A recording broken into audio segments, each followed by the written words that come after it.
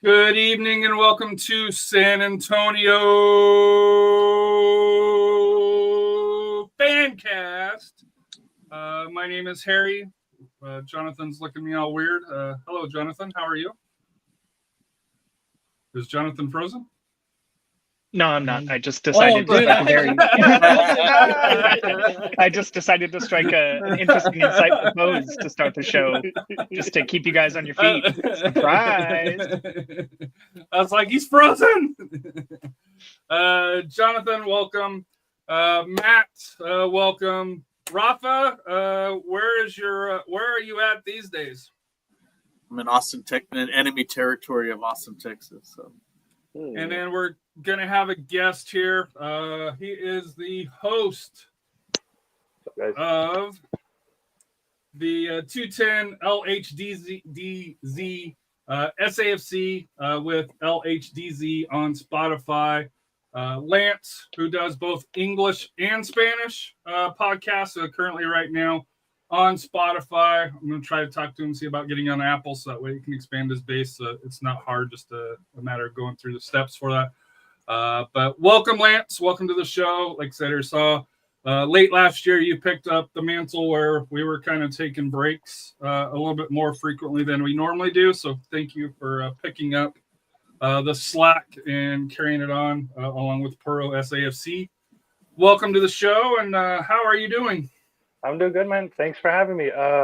But yeah, I'm just one of the towards the end of the season, I decided to pick up, talking about the team, and it legit. A part of me was like, I should just wait till next year. We're already at the tail end of the thing, but I said, might as well. I noticed that a lot of y'all, the podcasts, like Puro SAFC, they're like kind of like going through y'all's lives and stuff. So I was like, might as well pick it up. Yeah, that worked out. It's a good show. Welcome edition. And like I said, thank you for hopping on. Matt, Rafa, anything you guys want to start out with outside of the Crocketteers news and the coach news? For that, any news that you guys have? I got nothing.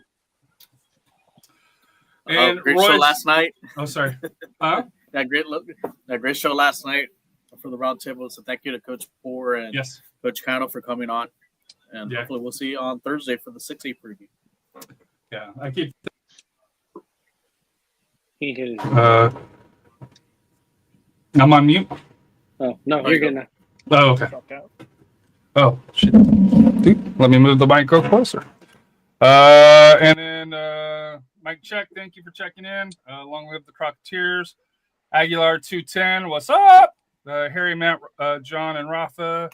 And Jolinda Dow Pete, what's up, guys? What do we need to know about the new coach? That's a great segue, dude. I couldn't even make that even better. Jonathan, what do we need to know about the new coach? This here. San Antonio FC announces Carlos Llamosa, and I hope I pronounced that correctly. For the here, I don't roll the R's or the double L's very well. For that, as the head coach here. Interesting things about him. We found out in the interviews that he's known Marco Ferruzzi a long time for that here. He was part of Chivas USA as an assistant, went to the Cosmos, who returned and helped them win the 2013 fall title and the NASL Soccer Bowl Championship. Little side note, they only played a half a season. Doesn't really count, but that's NASL. Who also just announced a new interim commissioner, even though they haven't kicked the ball in a while. He's from Colombia. Really well, MLS player. If Royce was here, he'd be able to talk to you about the U.S. men's national team's performances for that here. A lot to me. I think it's a lot. I know some people have mixed reviews on the resume. He's been an assistant coach for I think 13, 14 years, something along those lines. No head coach experience. I think that's the biggest drawback so far. But Jonathan, your thoughts, because you were actually there at the announcement and you were able to meet him, face to face and get probably a better feel than any of us through the interviews. Yeah, for anyone who watched the KSAT TV spot last night, I made like a 1-second cameo there, shaking Carlos Llamosa's hand. Oh God, I am on the big screen now. Yay. Anyway, no, so just to kind of touch on some of the things you mentioned there. First of all, yes, he and Ferrucci do have, they say, about 30 years of history together. They initially were both playing in an MLS Combine in the 90s. And at first they were kind of on a team there together. And so just by necessity, they had to kind of get along. They had to work together. And then they found that they kind of clicked. They got along well. So then they sort of stayed in touch, even as they started to, they went to separate teams. I don't think they were ever necessarily on the same team. And then they both transitioned into, more of a coaching role. And then now here they are, uniting in SAFC for, as far as I'm aware, the first time since they were in that combine together, but they've crossed paths a lot of times since then, and they always greet each other warmly. It sounds like it's a good relationship between them. So if there were any questions of the relationship between Ferrucci and Alan Marcina last year, if there was any friction there, I mean, we don't really know, but I highly doubt there would be any friction here. Also building off of the U.S. men's national team experience, 29 appearances, and at least 2 of them were sub appearances in the 2002 World Cup. Have to go a little farther back. So, it's not like he just came on in January camps or anything. Like, he got some decent playing time with them, at least in terms of high profile matches. So some good stuff there. And as you kind of alluded to, he was born in Colombia, started his career there, and then came to the US, eventually, obviously, became eligible to play for the US men's national team. So kind of has a little bit of that Hispanic, that Latino background, but then also understands the American game well, has been here for about 30 years now. So yeah, as you kind of alluded to, a lot of assistant coaching experience, starting with Chivas, then the New York Cosmos, the New England Revolution, and finally the Portland Timbers. And for anyone who kind of knows Giovanni Savarese and the path his career has taken him as head coach, you'll know that Llamosa would have been an assistant under him both at the Cosmos and at Portland. So for a large part of the last decade, he was working under him. So I know SanAntonio fans especially are not the biggest fans of Giovanni Savarese, but he was a fairly accomplished coach. It's hard to say, he was a flop or anything. And so maybe now we find out if all this time it was really just Llamosa as the genius in the background, actually pulling the strings and making the magic happen. Who knows? I'll say for me, I'm a huge Gio fan. When the spot opened up, I wanted him. So I know for me, I'm excited about the hire. Tom Bogart, who does a lot of the MLS breaking news, tweeted back in October that Coach Carlos was on the radar of several USL Championship teams, including Brooklyn. So I kind of wonder if Brooklyn would have came alive if he possibly would have been the coach if he would have went back home to New York. But that'll probably be something we'll never know. And like I said here, Jonathan will probably when we go into a little bit more on the tactic side here for that here. But we'll go Rafa, your initial thoughts, then Matt, and then we'll go with you, Lance, after Matt. Just a little surprise as far as the pick, as far as getting someone with no hope head coaching experience. But I guess, like I said, he has that relationship with him for a while, so he knows him.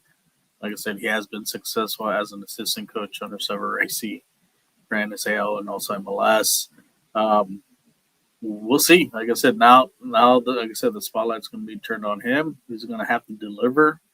I know he mentioned about the playoffs, but especially with this team, it's just not making the playoffs. Is really going deep into it, making like the Western Conference Final and maybe to the final. So we'll see how this season turns out for him.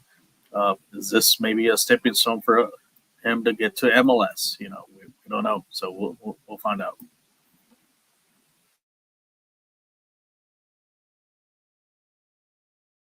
You're on mute, Matt. Yeah, I mean, it was an exciting kind of like a rabbit's foot, if you will. I mean, we talked about the head coach on Sunday, not having one yet, and what happens the next day? We get a coach. So it was a good little read on him. You're welcome. Thank you. It's really hairy, but thank you.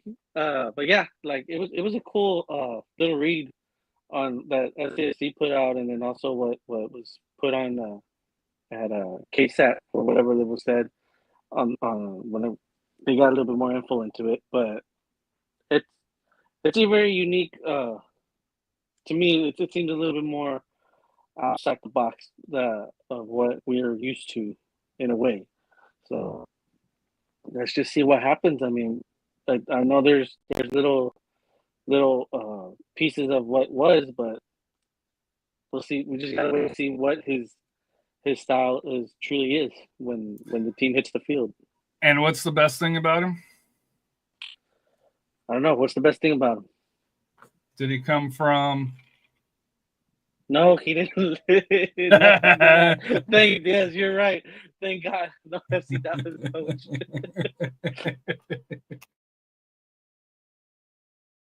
Go ahead, Lance. I mean, what else can I say other than, I mean, I feel like Rafa kind of covered of how I feel about it. Like, it is a little bit, at least for me, it feels a little bit weird to now have an assistant coach take the driver's seat in this. Not saying that it's a bad thing. I mean, there's always just a good chance that he will end up taking this club for what it is. But it's just, I know when I heard the press conference, I heard him talking about the defense and stuff, and it's nice to know. But I mean, as far as for me, I won't know until I see it on the field. It's just, I'm looking forward to it. I'll tell you that much. But I mean, I'm just happy that they finally announced him, because we've been waiting God knows how many days, months, weeks, whatever you want to put in the blank insert, whatever, for this calling. Now we're just waiting to see new signings, players wise, just to really understand what direction it is, because we do have a lot of last year's players, a good chunk amount too. I mean, like 10 players or so. So now it's time for him to start picking who he needs, or who Marco Ferruzzi, who he wants in this team. But I have to wait till I see it on the field. And that's just me, at least. And Darius brings up, interesting to see who the new coach brings in player wise, and I think that'll be probably Marco and Coach Carlos bringing in, and we'll be telling to see what kind of approach the system will have.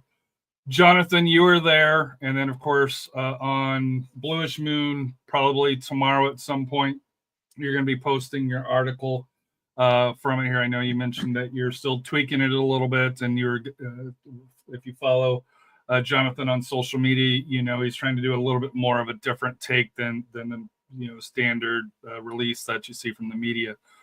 So and of course you can check that on Bluish Moon blog.wordpress.com for that here. But Jonathan, your thoughts from the initial I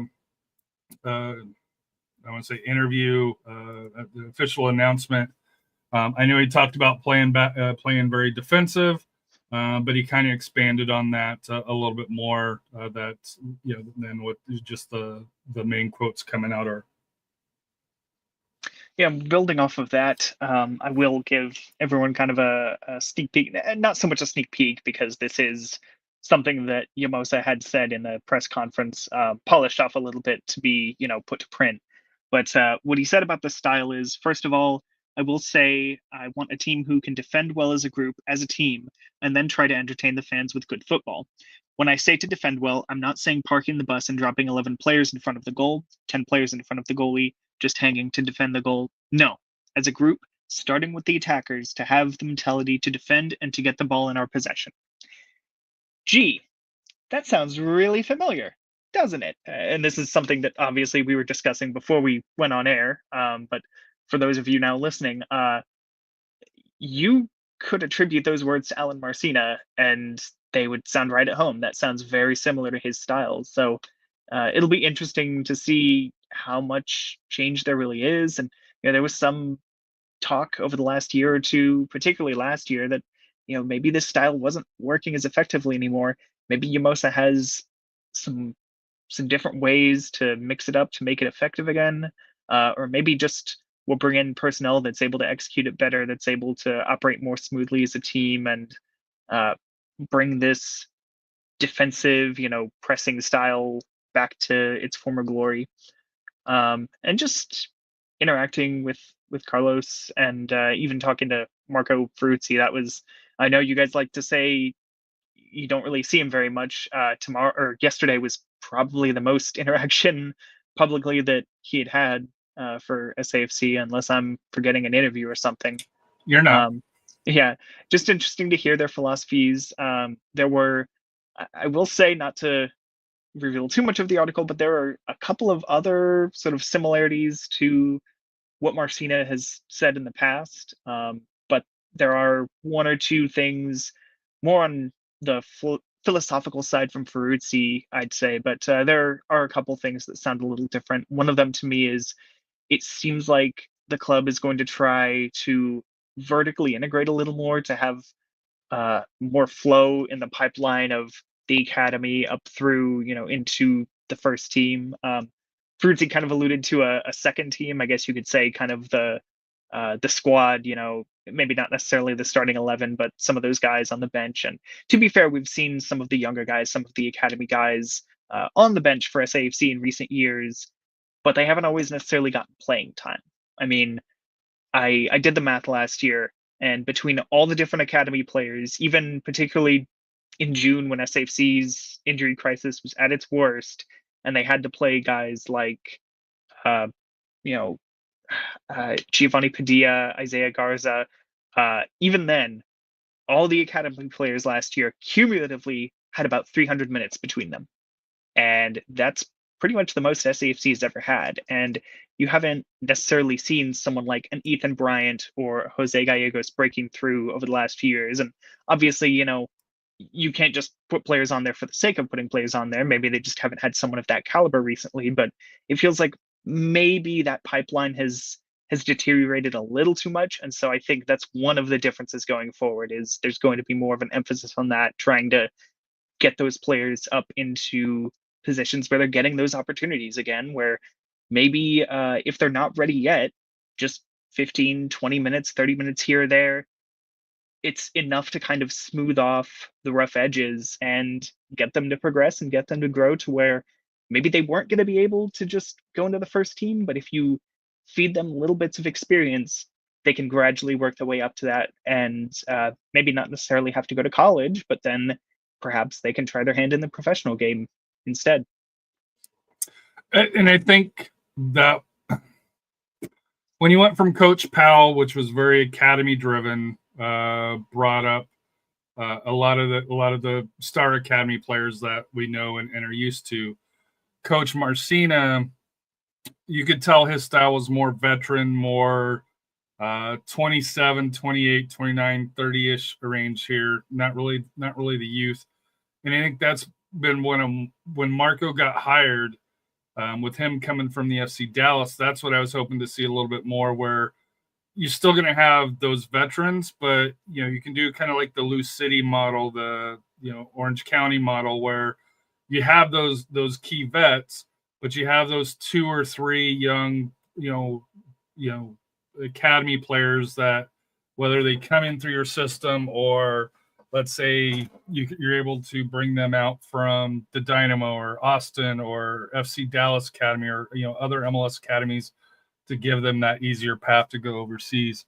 I know that's for me a huge positive that I'm hoping we see more. Lance, your thoughts on what Jonathan was kind of going over as far as the possible, strategy or with being defensive.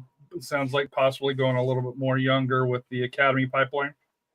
I mean, not necessarily nothing crazy, just in the sense of like he mentioned, it's gonna be a lot more defensive, and when he did mention the looking to see what he can do for the first team, second team, and the academy, it did kind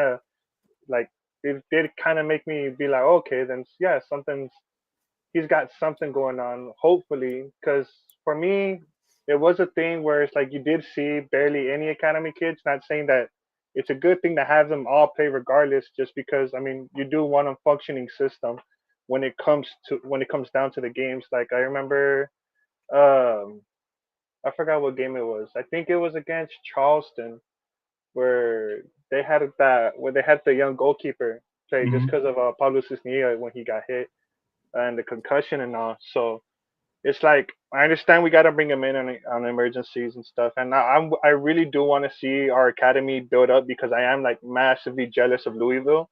They got such a great system and stuff, and I just hate seeing them, have a great being back in the behind the scenes while we're over here just picking them off as we go. But as it comes to like signings and stuff, for at least for me, and I'm going just based off the whole last season. For me, I really want them to bring in somebody who could really help out Jorge, and I want a proper forward, mostly the forward, just because Juan Agudelo did a good job, but at the end of the day, for like 30-something games, you only score 8, dude. Like, and he's a U.S. national team player too, so it's like, for at least for me, I have more. My expectations for you are like up here, man. You gotta shoot for the stars.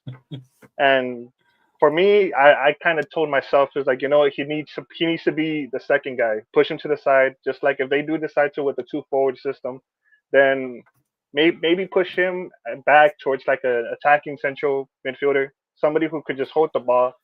Because I mean, he's not really the best on his feet, but he can dog some people when they're trying to get him. He could push them off. He's that kind of strong guy. So just give me a proper forward, like a Patiño. That'd be sick. And you know what? If we could pull back Patiño, Colombian connection right there, that'd be great. But I mean, he's over there in Vietnam, wherever he's at. And no, he moves. He moves. Yeah, he's in Sudan. He's in Sudan. Wow, already? God dang. He just moves like popcorn. But I mean, if we could get just a proper striker, I mean, I love Lucho. He didn't do much either. But granted, he was injured for half of the season. So it's like, let's just get somebody who could complement Jorge forward and in the midfield. That's legit. That's all I want in my Christmas list this year. That's all I want. Go, Matt. I know you're burning. So what I'm hearing is we need to put Agudelo to the back. That's what I'm hearing, and that's what I love to hear. We put Agudelo to the back. Yeah. Royce should be here to defend his. Yeah, he's the president of the Agudelo fan club. I mean, I totally agree with Lance, man. Hopefully, he does bring in a quality forward. Hopefully, he does bring in quality players. I mean, it's like we were talking in off stream. There's some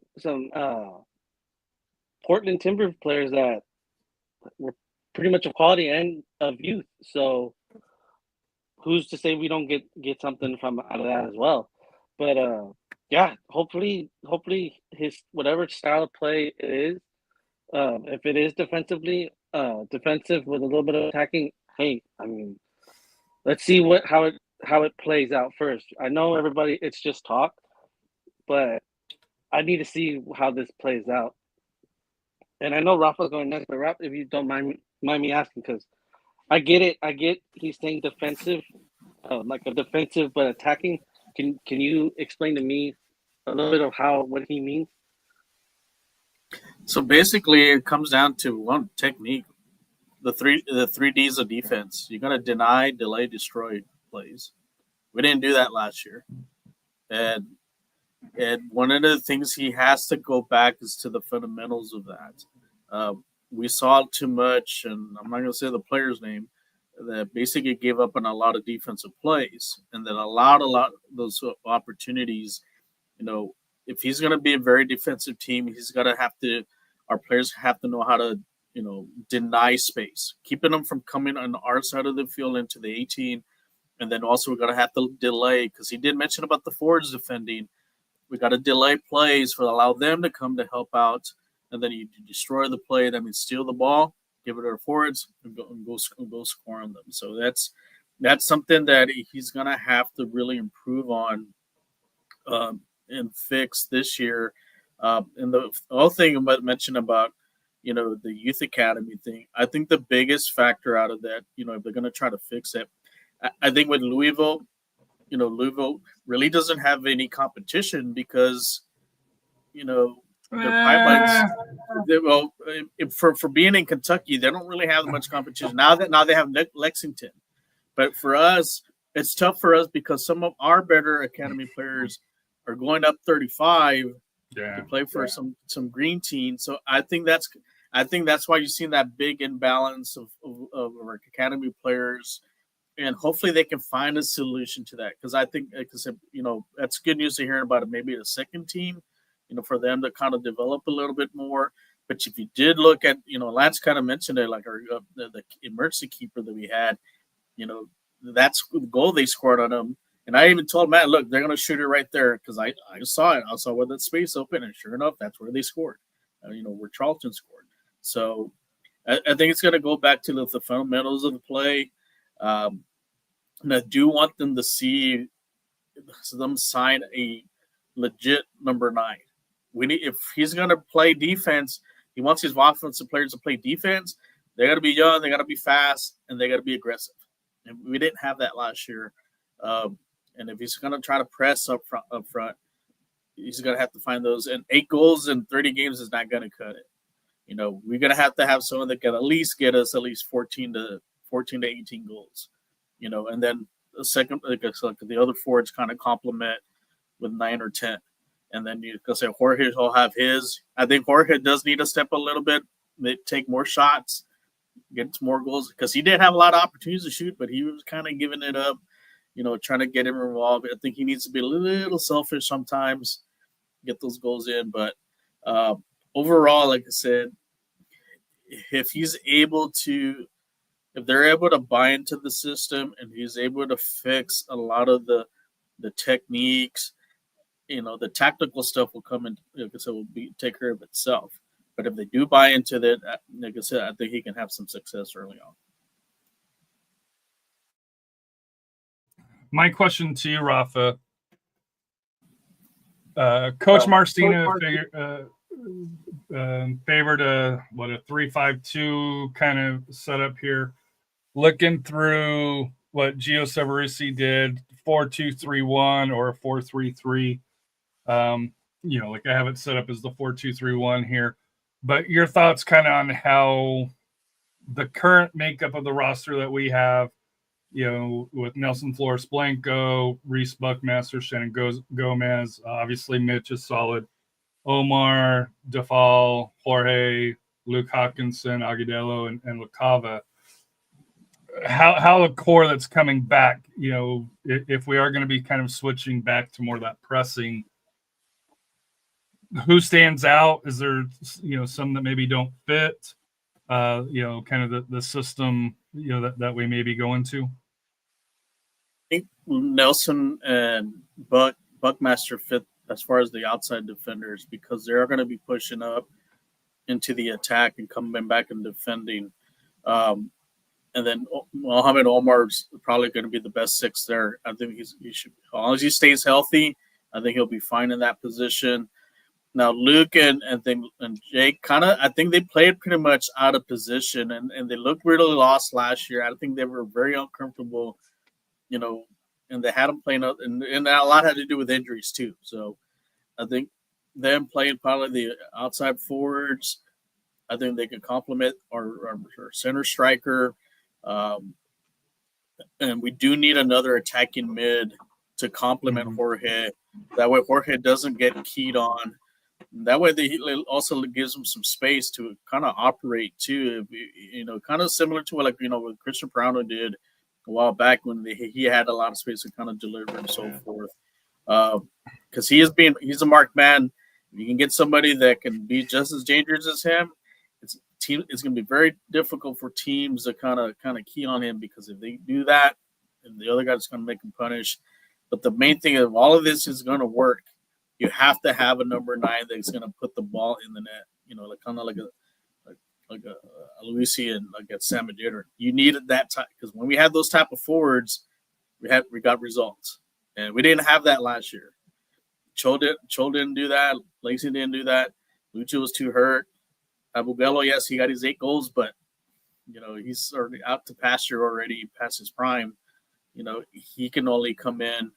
He did what he had to do.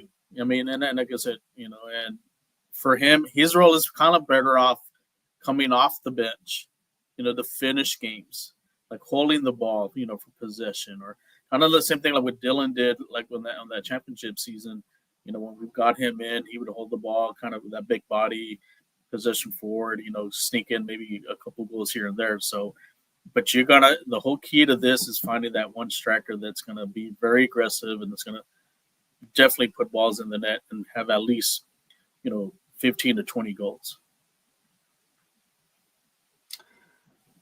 Final thoughts. I know until we get to more of the roster building, see kind of the players that are coming in. I know for me, I'm excited. I wanted SAFC to give me something to get excited about. I am excited with the coach. I know it's unknown of what it's going to be, but for me, I'm glad we didn't go in-house like we did with Marcina. Even though Royce is like, hey, that's the right move, and it turned out to be the right move because we did win the title here. To give all credit to Coach Marcina and what he's done in 2 stints here at San Antonio with the Scorpions and with SAFC. But for me, I'm looking forward to kind of seeing what the new makeup of the team, the new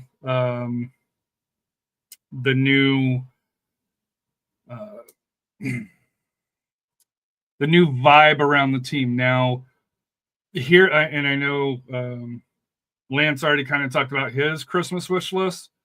My Christmas wish list is for Marco and for Coach Carlos to get out and engage with the fan base, especially having a Spanish-speaking coach. To me, is for the city of San Antonio is huge and something that SAFC hasn't had or hasn't took advantage of before. I don't know if Coach Marcina spoke Spanish. I'm assuming he does, but obviously with Coach Giannis, his Coach Llamos, most likely his first language is Spanish, coming from Colombia. From that here to where maybe that is something that we can kind of engage the fan base, get not only the season ticket members of the past, but build on the season ticket members of the future, especially down. I know this is something that's close to Matt, south side of San Antonio, to be able to take advantage of the support that our soccer fans down there for that here. So for me, I want to see more engagement from both the technical director and coach with this move, both English and most definitely Spanish here. And maybe Lance, you can expand on that since you do a Spanish podcast. One of the few in town here. I think you're the only one that does a SAFC podcast here. I could be wrong. Maybe Soy SAFC, Soy SAF does one as well. But your thoughts, just kind of engaging the Spanish part of San Antonio here. So one thing for me that that did kind of surprise me was that we got a Colombian coach. Because for me, also like last year, USL, the league decided to sign, got to an agreement and signed with through the N, the Spanish-speaking sports channel where you get to watch La Liga, Liga MX, on these other things. So for me, it kind of feels this little kind of small transition into a lot more of a Spanish speaking kind of thing, especially here in San Antonio. It was pretty much one of the main reasons why I wanted to start my podcast. I've noticed when I go to the games is that there's not really much of a Spanish speaking, zone. And I mean, there's nothing wrong with that, but I was like, I just feel like by expanding to a more bilingual, you reach a whole new market. Like that's the one thing that really did bother me when it came to San Antonio, and I'm pretty sure other SAFC fans feel the exact same way. Our marketing team don't know how to market. I mean, try to give them a stick and tell them to do the exact same thing, they won't.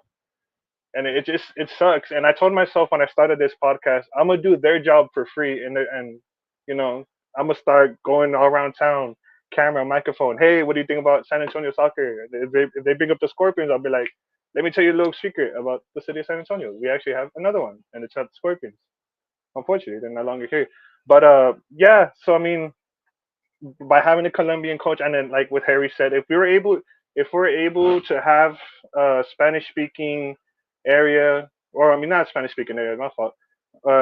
With more of a Spanish speaking thing, it's just I just feel like it's gonna be a lot more. I don't know, like the best way I can explain it is expansion, man. Like just the word expansion just sits massive in my head right now, especially with what's going on. So, like I said, I wish I could, say more about it right now, but head's full. Rafa, Matt, if you want to kind of expand on what Lance was saying here, either one of you, whichever one, because no offense, I don't speak Spanish. I don't really understand Spanish, but being here long enough, I do know that especially with with AJ's friends that play at John Jay, a lot of them speak Spanish. They come from Spanish households. And to me, and we go back 3-4 years. This is the criticism of SAFC that they have failed to address.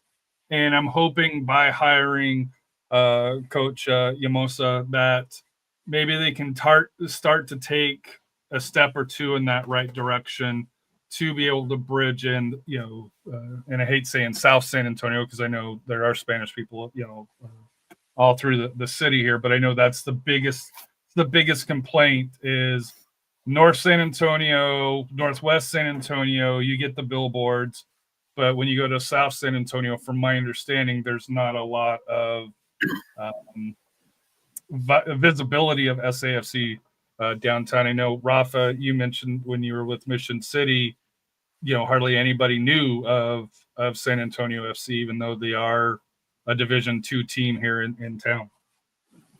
Yeah, I think the big, like Lance kind of hit it there. The marketing team hasn't really been targeting that audience, and you got to understand a lot of the people on the west side, south side, even on the east side, they're big soccer fans. But the one thing I showed Matt a video like the El Momental, that's the supporter group for Club America. They had a little watch party during the leagues.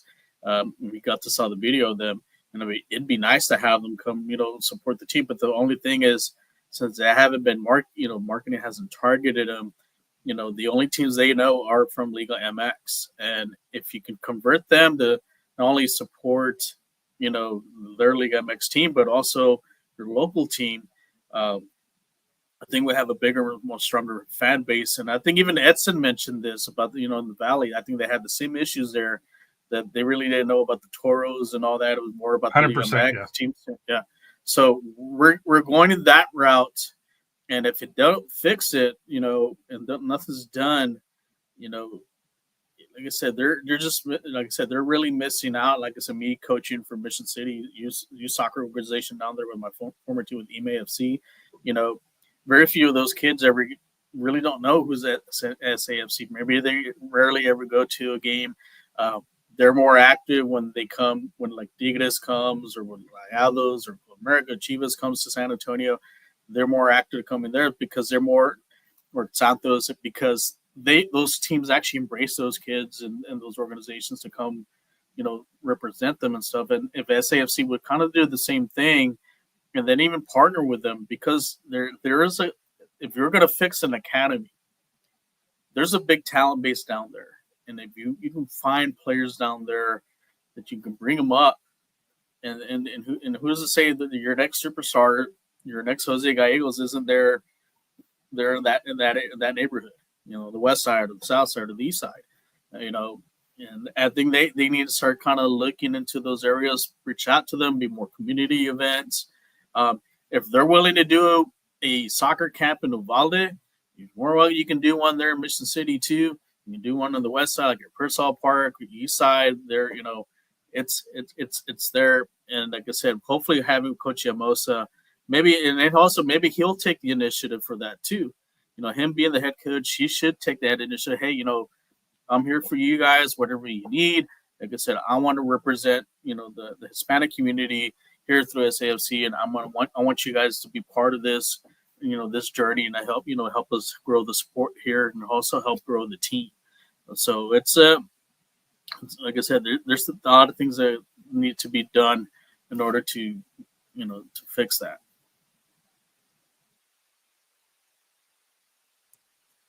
Go ahead, Matt. And it's just like how both Lance and Rafa said, and you put it on point too. You don't know what's over in the south side. You don't know what you can find out there. There's a diamond in the rough. I've talked to like a couple coaches over there who are just saying we don't get looked at, so these kids don't have the motivation anymore, and which is kind of sad to say out loud. And just like how Rafa said, if you could do a camp out in Uvalde, and I get the circumstances of what they did it for. At the same time, you could do one here in your communities that aren't well off. You don't know if you can spark that one family like, hey, I can really invest in my kid, and let's see where he goes. He has talent. There's one kid that followed me and asked me, hey, can you please push off my career? He shows on his Instagram videos every day, him practicing out in the field on his farmland. He's practicing every day, and he's showing, like, pretty much trying to show off how much he does. There's kids out there, and there's families out there that you can pull in, and especially with having now a Spanish speaking coach, maybe you're gonna hit that other side of the train tracks. Maybe you bring them in. Maybe you hit those La Liga supporters. Maybe you hit those Liga MX supporters to bring them in. You probably made a new profit right off the bat. But and for me, just it's the one avenue that SAFC hasn't really capitalized in San Antonio, both from an academy structure. But more importantly to me, as a fan structure, to be an actual community team for that here. Jonathan, any thoughts from you just to kind of wrap up the coach discussion here before we move over to the Crocketteers news? Yeah, it's interesting that we're talking about kind of getting out around San Antonio a little more, getting maybe a little more active in the community. Thankfully, whenever I'm writing an article like this, typically I'll keep 2 Word documents, one with the actual article, one with just kind of the quotes and the notes from the interviews. And one thing that Marco Ferruzzi had said that I actually was not really going to work into the article, but this seems like a good time, is he said, quote, "This is a very welcoming city. A very welcoming club. This is a very welcoming city. Having players that are going to embrace that and also put as much off the field as they do on the field, having that kind of attitude, that's going to be very important to us and very special to our fans." So it's maybe a little bit vague, but I wonder if that is kind of alluding to wanting the club to have more of a role getting out into the community, reaching out both in terms of from a perspective of expanding the fan base, and then also maybe from the playing perspective, the academy perspective, maybe trying to tap into some of those markets that feel undervalued, underappreciated. And I will also say, just in terms of expanding into kind of the Spanish-speaking contingent, portion of the population here in San Antonio, from the media perspective, I think it was about a year and a half ago was the last time that I saw a Spanish specific outlet Telemundo for Univision. come to. Well, yeah. So I won't. They actually I won't name- interviewed me that game. Was I that? was the only one. I'm It was curious. What did they Telemundo. interview you about? Because I was the only one that could speak Spanish in the bunker. Well, okay, You can imagine but what did they interview you about though? So they remember? asked me pretty much like how I felt about the team going in, how I felt about the game, because I think we did lose that game. What we thought about the last season going in, because I guess we had just won the championship. I think that was the last time I saw them, and if a lot of the you mentioned like Liga MX fans here in San Antonio, Telemundo and Univision is kind of their outlet to watch soccer. And that's a little surprising that both stations are not coming out to SAFC more, and they should be involved more. And I don't know if there's a disconnect with both of them, but that bridge needs to be fixed. And like you mentioned, it's surprising. Like I said, real surprising they're not there, and it's a kind of a head scratcher, and that needs to be done too. Something has to be done for that.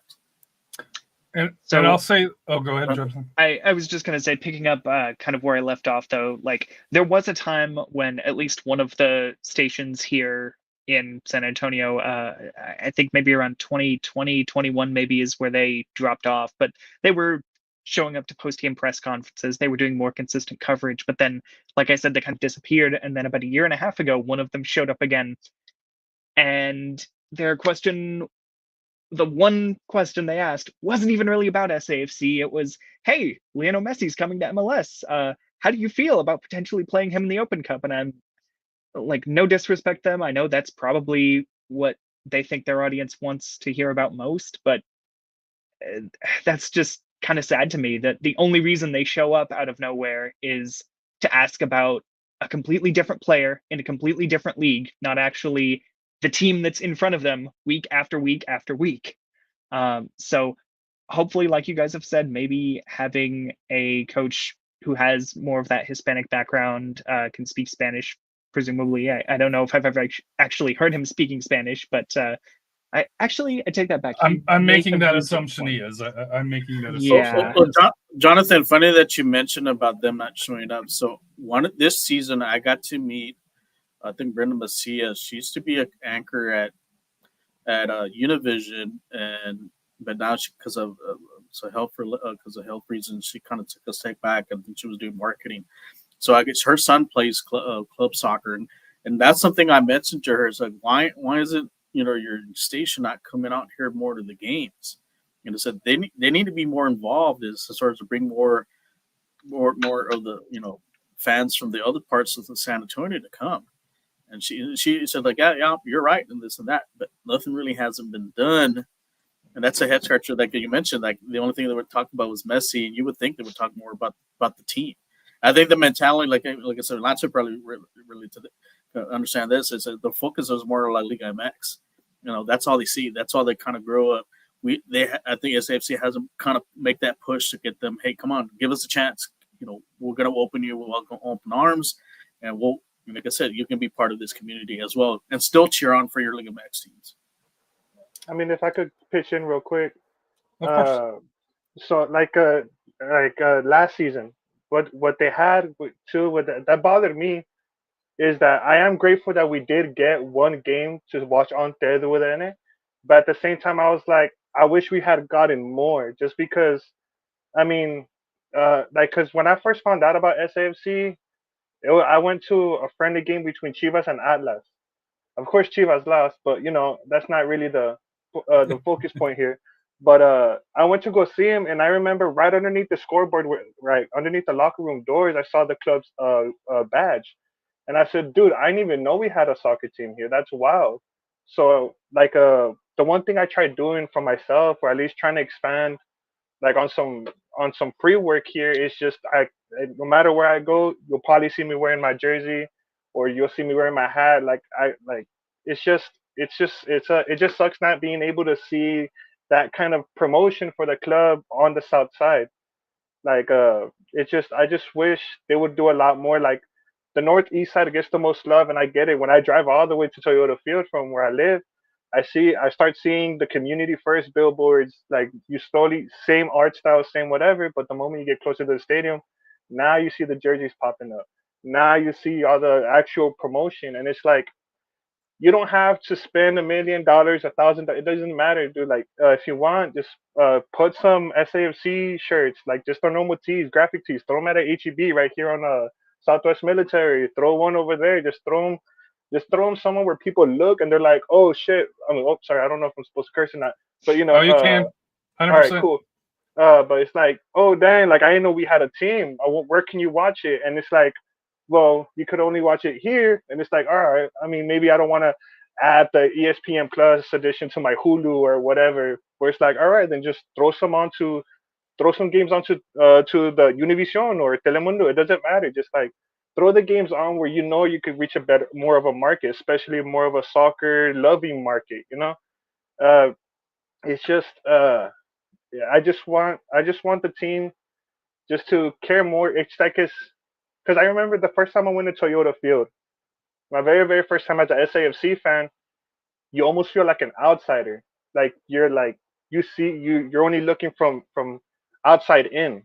That's how it felt at first. And of course, the more you go, the more you're gonna feel more welcomed. But it's just like you look around, you see these people, you're like, they know something that I don't, and I'm just finding out about it. So it's just like if you could throw the smallest, just do the smallest things, man. Like the fact that they have some fucking youngin out here doing their marketing for them is crazy to me. I mean, I'm glad to do it because I just love talking about the team so much. But I mean, I try getting my friends to watch the games. Be like, hey, you know what? Uh, let's watch a game one day, or let me take you to a game. And they'll be like, oh yeah, we'll think about it. But I mean, nothing really happens. But just like you gotta reach, you gotta extend that arm, man. You can't just keep it in the northeast side, the Windcrest area. Reach down to the south side, east side, west side. Reach those markets, because just like how y'all had said, there's a diamond in the rough somewhere there. Like at Legacy, where I work at, no, Nelson Flores Blanco was training with the soccer, so the women's soccer team there, and I didn't even know about it on my little wall. Oh, I thought I had it on here, but they had a little paper. He signed it for them, and I was like, they just like it feels alien, It just doesn't feel right to see them here, but at the same time, I shouldn't have to ever feel that way. I should feel like, oh, these is my players. These are my guys. They should be here. But it's just an awkward feeling. And now that we have a Spanish speaking coach, Marco Ferruzzi, he is a San Antonio native, so I'm hoping he could speak some Spanish. Uh, Start reaching out, especially with this little transition that even the USO is going into, more getting that Hispanic Latino uh that market. Like start reaching out. It's the perfect time right now. Start reaching out.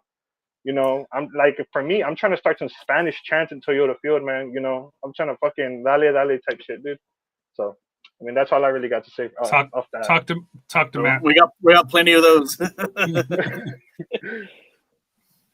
But one thing I think is also, like, if you see other clubs like Liga MX teams, like one thing is like the Mexican national team went down to the south side. They've been there more times than SAFC, which is insane, and they coming all the way from Mexico City, to talk to these players, to go to training camps. I've seen like Pachuca come. I've seen like Santos down there. What you would think your own home grown team should be also down there too, to talk to these kids or be involved and so forth. So hopefully that does change, with this new coach. So my final thought on this is Scott and I started this 6 years ago. I remember having conversations with Jose. about the outreach. It's something that I've never understood, and I know it's a little early for me to push SAFC to get on TV. But what about Spanish radio? Just something like that. I know Spanish radio is kind of old school, but I know for a lot of families here, that's sometimes how they still consume, soccer and stuff like that here for that here. But moving on to kind of wrap up the show here. Around noon today, the Crocketteers said goodbye. And I know they said, in their statement here that it's not goodbye, but, it's, just the typical USL, hey, we're just taking a break, but it's goodbye for it here. And I don't want to get into the specific reasons why, because there are a whole laundry list of reasons why for it here. But to me, just kind of going through the statement here, they came out in every American soccer market. There has to be an initial spark that ignites the grass fire of early support. It eventually builds into an infernal passion for the city and club that's evident every day. I know for me, when I first came or when I first got into soccer, I was looking at between the Crocketteers and at the time, I'm drawing a blank here, Bear County Casuals. And I ended up, selecting I did a coin flip. That's how I decided. I ended up going with the Crocketteers. I was there, as James and Steve mentions here, when they had the discussions with Coach or with Coach Hankinson, with Gordon Hartman of the announcing of the Scorpions. I was on the bus that went down to Corpus for the Dynamo FC Dallas match there, where SanAntonio showed up. We've been, as part of a founding member of the Crocketteers, number 200 out of the 250 out of the Travis 250. And I know Jonathan's parents are also, I believe, founding members. Oh, wow. I thought they were founding members. They regret it, but no, they were not founding members. They've been around just as long, it seems like just as long. They are through there. So, to me, like I said here, since the beginning, they have shared the stadium with several other supporters groups, the Bear County Casuals, Alameda City Ultras, Mission City Firm, El Vino, the Gardeners, and of course today with FTC to San Antonio and 210 Alliance for that here. For me, it's very very sad. But in a way, I'm also very happy. Just for the fact, because James Hope, who's been president a couple of times, does so much for San Antonio soccer here in town, especially youth kids with the clubs and stuff like that here. The Scorpions the Crocketteers have put on the tailgate, that's been going on for 10 years, 15 years for that here. And to me, like I said here, just, and I know Lance kind of mentioned it, just the, sometimes as an outsider, you come in, you feel a little bit, hey, I'm kind of the new kid in school, kind of, hey, am I welcomed here? But if you went to the tailgate, James, Mike Macias, in the early years, Steve, Thomas, I'm drawing blanks on the other presidents, but pretty much anybody with the Crocketteers would welcome you, offer you a beer that along those lines here, or an adult beverage water, along those lines. Same thing with Bear County Casuals, Mission City Firm, and FTC. It got to be where it was a family, and of course it's continued with FTC and 210 Alliance here. So to me, it'll be sad, but it's not unexpected. And the reason why I say it's not unexpected is, I'll just use me as an example. I'm 50 some years old. James and Steve are older than me. no offense, Matt, but I don't want to stand. I don't want to drum. I don't want to chant. I'll do it a little bit, go over for a half, but I want to sit in section 114, row 1, seats 1 through 3, and watch the game, drink, beer, or soda, depending on, how stressed I am for that here and how many kids that I have with me along those lines here. But that was the problem with the Crocketteers, is they didn't get younger. We all kind of aged up and aged out.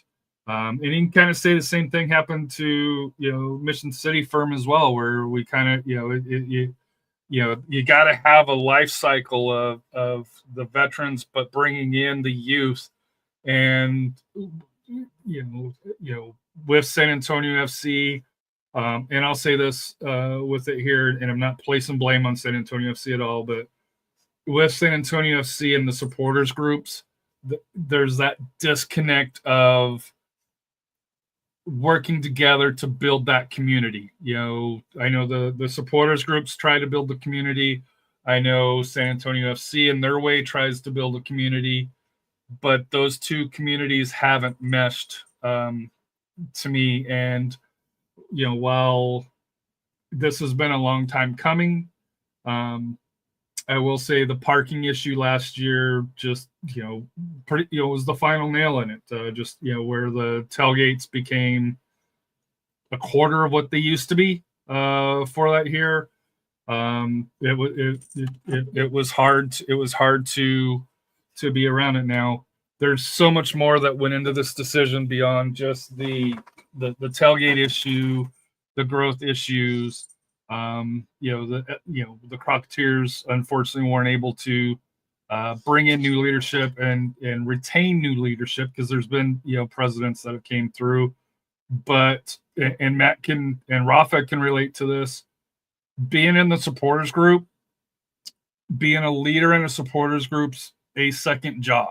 Being able to manage, being able to have the conferences with SAFC, working with the SAFC security teams, working with the members, the babysitting the members at sometimes, just because actions that happen that unfortunately you're the face of. So for James, like I said here, for me personally, and I know I called you and I text you, I'm so happy that this is finally off your plate, where if you want to become a fan and come just to watch the game after spending a day with the club, soccer, and helping promote the game through the youth, you can come to the game without having to go through and set up a tailgate and be responsible for that. So for there, Steve and Mike Macias, like I said, thank you for setting up. Like I said here, I know for me, I've developed great friendships. I wouldn't be doing the show without the Crocketteers. I wouldn't know Matt, Rafa, Jonathan, and Mike and Jenny Check, and so many people that I consider my soccer family for that here. So without so for me, before I continue go on or go too far here, we'll go with you, Lance, and then Jonathan, then Rafa, and we'll end up with Matt here. I'm not sure, Lance, if you have any interaction with the Crocketteers or anything along those lines with the tailgates or anything. But any thoughts on it?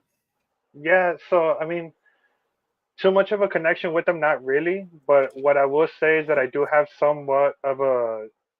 I had gone to Alamo Draft Beer or whatever on Lamar for the first time I went. It was, I believe it was 2 years ago. No, that's a lie. It's last year. I had gone to them just because I know they were promoting it, and I was like, I want to go to a watch party. It's a away game. San Antonio was playing Monterey Bay. It was like pretty early into the season, so no, yeah, it was last year, 2023. It was 2023. I had gone, and I don't remember the gentleman's name. He's something Hope, something Hope. I know that J Hope, I think. James something. Hope. Yeah, James. I've met him, and they did a pretty good job at making sure you're well. They're like, hey, how you been? They're really talkative, and for me, it was a bit of my comfort zone, because I'm not normally somebody who goes out. I like to I like to be inside, but I decided to go just because I wanted to experience more of what the supporters groups are like. Just because every time I see them on the south side of the stadium, drumming, like Matt, I see y'all just going crazy with the drums, throwing beer everywhere. I was like, I want to be a part of that. I want to know who are the people there. Hey, beer throwing is not allowed. We got to be careful on that. Oh, not anymore, right? That's right. They said we're not allowed to do that. So You can throw it up, or you can throw it at me. Don't throw it at anybody else. Nah, I got Don't throw it at the mayor. Oh, of course not. Can't get his too dirty. But yeah, I just see them like having fun, the flares and stuff. So it's like just with that one little interaction that I have with them, it was it's one of those that I kind of keep close to me when it comes with this club and its community. So seeing that they're pretty much saying, even though this is a break, I hope it is, but unfortunately I don't think so. But hopefully, man, I don't know, man. It sucks to see it because I don't like seeing supporters groups get the short end of the stick here. So that's all I really got from me. Jonathan? Yeah, so first of all, addressing the whole break versus goodbye debate. I don't think you tell your story and you write all that if you're just intending to sit out for a year and try and restructure. I think that's trying to, like, I guess if nothing else, trying to keep the door open in case some miracle were to happen where they can come back. They can say, well, yeah, we said we were coming back, but the way this announcement was structured, I don't see how they're coming back. They're trying to shut the door, basically, it seems like, and I don't blame them. Go ahead. I was just going to say, I talked to Steve about it here. The reason why they're kind of leaving it open is in case new leadership wants to come in and kind of take it. But the Crocketteers, as they currently are not coming back. Now, if somebody wants to pick up the mantle, whether it's the Crocketteers or a new supporters group or work with 210 FTC along those lines here, and like I said, I'm sure there's probably some legalese because they're a nonprofit thing as well here. So I'm assuming there's some legalese that comes into that as well. But the current version of the Crocketteers is not coming back. For that here, barring some sort of James Hope becoming 50 years younger again along those lines here for that here. It's the same thing with Lee, with Mission City Barricading Casuals. It's just you reach that point, and if you don't have the proper leadership to be able to continue with that same model, you get FTC that birthed out from from there here. But so I do want to just say, and I know there's been some discussion that the Crocketteers may come back, and I know they even say this is not goodbye, but rather see you later. The goodbye by seeing you later is more in the stadium supporting, but not as a supporters group for all intents for basically purpose. They are not coming back. Outside of that 1 in a million shot. Sorry, Jonathan. Right. Yeah. Anyway, no, a lot of what you said, I agree with. And you touched on something again there that, like, if a new group was to come in, okay, maybe it can be revived. But something I would say is, where have they been up until now? This is one of the things I said earlier was they haven't been able to get new leadership that sticks around. And this isn't a knock on any of the people who have taken over the last, sort of 5 years or so. People have, if anything, credit to them for kind of keeping it going, because at times it did kind of show some signs of weakness, kind of some signs of, can we keep this going? Who's going to step up and do this? And one person after another kept it going, but eventually it just, I think with a lot of, particularly with the way that the tailgates were neutered this past year, largely stuff related to SAFC, but that's another can of worms. I think particularly with that, it, like you said, was just kind of the last nail in the coffin. And anyone who was thinking about, okay, can we maybe go ahead and organize some leadership, get this going for another year, is just looking at that and saying, no, it's on a downward trajectory. I don't have the energy within me to not only try and keep this going, but try to fight against that current that's bringing the tailgates down. So I don't blame anyone who's been a part of the leadership or anything. It's kind of the way that things had been heading. No one was really stepping in. The Crocketteers also kind of allude to, well, this maybe it gives an opportunity for someone new to come in. Like I said earlier, when this announcement came out, I don't necessarily see that happening in the current environment. Maybe some of these supporters will join FTC and 210 for tailgates. Maybe that'll bolster their numbers a bit. I don't know. But for the Crocketteers, this is goodbye with a asterisk next to it of, like you said, that 1 in a million chance. So it's kind of unfortunate, but not surprising. Rafa? Just a sad day. Like I said, with the legacy they've done, the last almost 2 decades, you can say. And it's the hard work they put into the tailgates and so forth. Like I said, what can I say about James? He's kind of the heart and soul on that, and it's a shame that they won't be there. Like I said, not said they're going to be there with us as far as cheering on the team. It's just as an entity, being an SG, it's a shame they're not going to be there. But like I said, we'll see what happens from here, and that's in order to build it. Like I said, build upon a soccer culture. You got to support your SGs. That's the main thing. Is you have to support your SGs no matter what.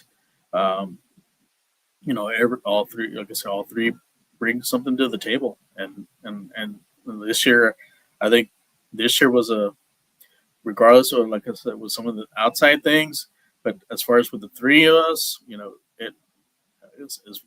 we enjoyed each other's presence. We had fun. Like I said, it was a lot of laughs and a lot of smoke bombs in the bunker, and a lot of tears. A lot of tears. A lot of pulling our hairs out after losing some games. But hey, but like I said, it made into, like I said, all three groups made into a fun atmosphere with that, and it was, like I said, it was fun working with them, and just wish them the best. And you never know, anything could happen, like Jonathan mentioned. So with the asterisks, we'll see what happens. Matt, as the leader of FTC, you are part of the new generation for that here. And I know you and James and Steve have had great conversations, and hopefully you'll continue to have great conversations, and you can lean on their expertise and experience. But your thoughts on the legacy of the Crocketteers, and for you, just kind of with FTC, working with 210, some things that maybe you would like to see.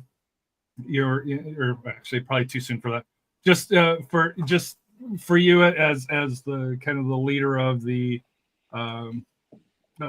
largest supporters group now with that here, because I think FTC is a little bit bigger than 210 Alliance at this point. Just kind of your thoughts just on the legacy and kind of just how helpful they've been for you, if possible. I mean, you have to look at it. Once you read that whole article, they're the founding fathers of SanAntonio soccer. They're the founding fathers who brought all these teams in. They brought in your Scorpions, and they pitched in another way to bring in USL. So getting the call and having the brace for it hurt. It felt like you got told you lost a relative, or you lost a best friend. And in me picking up off of the ashes of Mission City, I came in into the supporter group world saying, hey, I'm not going to go above y'all. I'm not trying to say I'm better than y'all. I'm here to hand in hand bring all three of these groups to strike with each other. I didn't want nobody to think one group was better than the other. I didn't want one group left behind. It was a lot of bumps in the road. There was a lot of fixing. There was a lot of bearing some different views, but at the end of the day, finally getting to work hand in hand with the Crocs and with James, with Jenica, with Damien, with Irish John, with Thomas, with Jason Garcia, with who else do I got? There's many great people that you learned a little bit from each day, and it was great to come to a tailgate and say, well, how you been? How was your week? Like, get to take a load off, pop a cold one with them. It does suck now, and I know it's a loss. It's a true loss. We lost pretty much the founding fathers of San Antonio soccer. Now with James Stewart and them, I'm also thankful. Like Kerry said, you don't have to work as hard anymore. You don't have to sit during the week like, dang, what are we doing this tailgate? You don't have to get together with everybody and be like, what are we doing this tailgate? What's gonna happen? What do y'all want to do? Trying to scramble through all the leaders. But I wish y'all the best. With the other guys, we're here. FTC and 2-0 are both here. If anybody wants to come through, I'm not trying to steal or say take away what Crocketteers legacy. Still, I'm just still keep bringing them up. I want to keep bringing them in and say, hey, you're not just FTC and you're FTC. You're still a Crocketteer in my eyes. No matter what. So for me, we'll go around final thoughts for that here. I do know that I do want to have kind of a show with. I'd like to see if Mike, James, and Steve, and I've already kind of talked to Steve and James about kind of just doing kind of a Crocketteers review, just kind of going over their history a little bit more. Just right now, it's not the right time. At some point in the new year before the season starts, things are a little bit fresh. But I just want to say this: don't blame SAFC for this. Did they have a role in it? Yes. There's no way to deny that they didn't. But this has been coming. This has been something that, as somebody that's been around the Crocketteers since the beginning, when James retired the first time, or tried to retire the first time from it here, with Thomas and just with the different leaderships, Damien, they tried. It wasn't the same, and the same thing goes, with Bear County Casuals when Lee, in Mission City when Lee stepped down. When you have the great leadership that Lee and James and that core back at that time that laid that foundation, and I know the Crocketteers get a lot of credit, but I do also want to credit Lee and I think it was Al with what was it?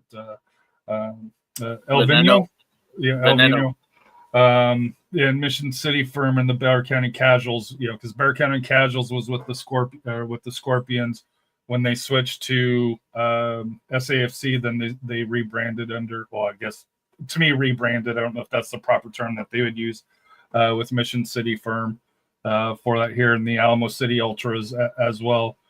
But to me, how I developed my love for the game goes back to Lee, goes back to Stenhol, goes back to all the great leadership within Bear County Casuals, Mission City Firm.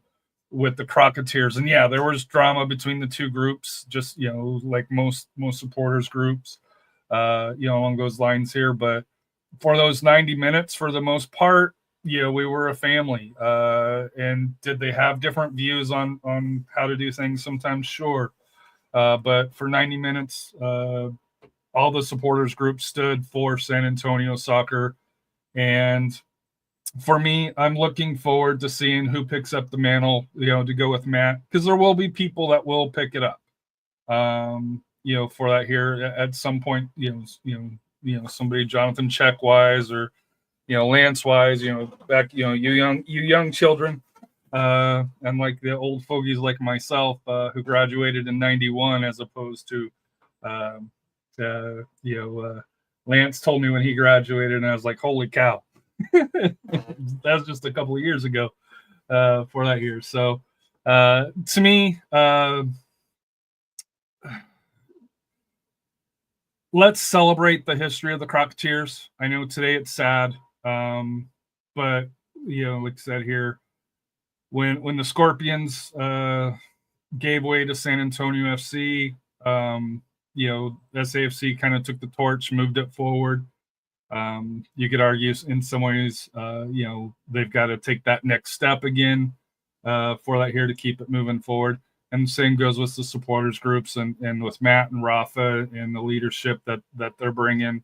I know James will be around, Steve will be around for that here to help kind of guide anybody that wants to help move it forward. And like I said here, but for me, it's an exciting time to be with San Antonio FC for that here. We're turning the page from last year for that here. Hopefully this year will be much better than last year. And personally for me, I don't know. Well, I guess I shouldn't say this. I don't think it can get any worse, but I guess it could. But I got to think SAFC has some smart people that are in play. They're a great, they're they've done things well before. I'm just going to give last year just kind of a hiccup for it here. A little bit about us. Thursday, we're doing a 6A preview. Me and Rafa. I don't know if we have any guests lined up. I think Steve, Coach Steve, might come on. Maybe kind of talk a little bit about that. And then Sunday, we're going to try to get together and do the SAFC Best 11. I've put together a little bit of a Excel sheet or Google Docs sheet or whatever you want to call it of the SAFC players for that here that we can try to go through and see. I will say, even amongst us, there were some interesting discussions as far as who should be in, who shouldn't be in for that here, because there is a lot of quality that has played here for us here. So I hate ending on a downer with the Crocketteers news for it here, but I did want to give them the courtesy of that here. We do have to shout out the fan club of Lance here. Jose El Gringo 27, and then there was Diego Afro, all with the presidents, vice president, and secretary of the Lance fan club. So, Lance, it was a pleasure having you on. Please support Lance and his podcast, both in English and in Spanish. And maybe you can bring Rafa on, and you two can reminisce about Liga MX and the favorite clubs that each one of you have for that here. Now they're gonna bump heads, man. Oh, and just we're sneaking bumping in. heads, man. We're not. Yeah, my team has 16 titles, so we're stuck. Hey, we're stuck in the past on that, but it is what it is. yeah. Maybe the Chivas owner could actually do something right and help this team out. And Annalisa as well with OC for that here. But Lance, like I said here, thank you for coming on. You're welcome anytime you want to come on. Like I said here, and like I said here, I try to, whether it's Pro SAFC, your show, our show, it's all a community. And like I said, I try to share and promote everybody's stuff as best as possible. along those lines here. I'm a big believer in cross collaborations because I think that helps not only grow our audience, but helps grow your audience as well. And like I said here, it brings in the unique fan bases, especially on the Spanish side, which I don't speak Spanish. Rafa does. Sorry, Rafa. I hope Madrid loses the Intercontinental Cup tomorrow. No. Versus, Dude, let's go. Vamos Pachuca, man. That's all I'm rooting for. Mbappe's playing tomorrow, so he's back. And he's going to get injured again, dude. Fucking, what's his name? All he's good for is penalties, man. That's all I know. Vinny Jr.'s going to get a hat trick, so hopefully. What? Just watch, right? I know. It's cool that Mbappe's going to play. I was like, I'm pretty sure they're going to throw in like the fucking D team or something. Castilla. Real Castilla. Yeah, just the young ones are like, hey, just go do what y'all want for now.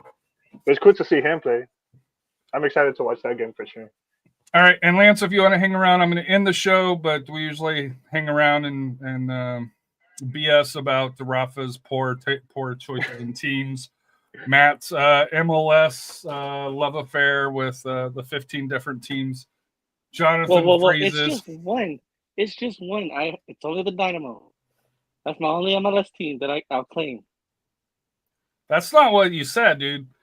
You said you would support FC Dallas. No. You did. Okay. You said if you had to he said he would tolerate FC Dallas. I would tolerate it was Austin or Miami that he had to choose. There's only one MLS team that he loves. There are a few that he loves to hate. Jonathan, let's not bring facts into this. Come on, let's not bring facts. That's my job here. By the way, speaking of facts, while I have I just want to point out that in our SAFC FanCast group chat earlier, as we were discussing the Crocketteers news, one of us said, and I quote, "Not the show to do it. It's about the new coach." I'm not going to say who said that, but I will say their name rhymes with Barry. Hey, we did an hour on SAFC. We did like an hour and like 10. It was about I don't think it was all on the coach. We're in extra time. Yeah. So, well, we got to get out because Royce is, even though he's Royce with no voice right now. It's past his bedtime. So, but Royce, we miss you. Hopefully you get the voice straightened out here. But hang around. I'm going to end the show. There'll be a little bit of there'll be a video, a music song at the end. So hold on.